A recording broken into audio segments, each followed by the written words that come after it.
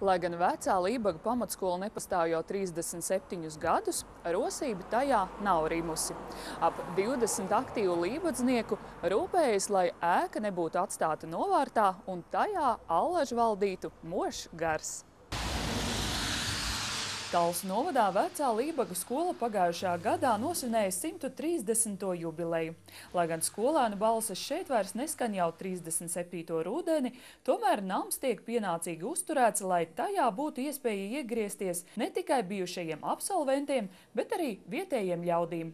Rosīgākās nama mātes lomā nenoliedzami ir Rotas kundze. Kur jums tā enerģija?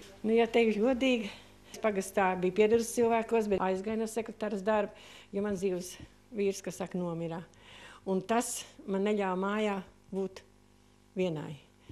Un es sāku padruskai, kaut te bija kādreiz augsts un nebija nekas, un meklēju un domāju un braucu, un man bija dzīve aizpildīta. Katrā telpā izveidots pa kādam atmiņu stūrītim, fotogrāfijas, avīžu izgriezumi, rokdarbi un dažādi priekšmeti šeit atraduši mājvietu un pielietojumu. Arī bēdiņos veidotā īpašā siena ar mīkstajām rotaļlietām. Šī siena, lai domātu, ka tās ir mīļmantiņas, ka tā, nē, bet viņai ir savu nozīmē, jo, kad skolu slēdza, bija 104 bērni.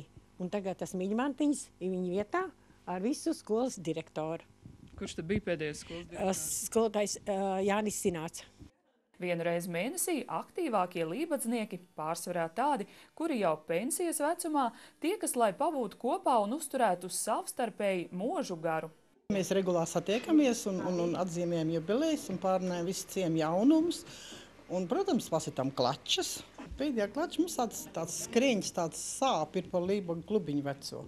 Kad tur remontu, mēs ļoti gribam, lai tur izstājas remontu, lai tur satājas krāsnes, lai tur mēs arī varam satikties. Nu, protams, viss jaunumi par dzimšanām, par miršanām, protams, kas viss notiek un tā. Katra mēneša pirmajā trešdienā jebkuram interesentam ir iespēja uzzināt par aktualitātēm arī sociālajā sfērā.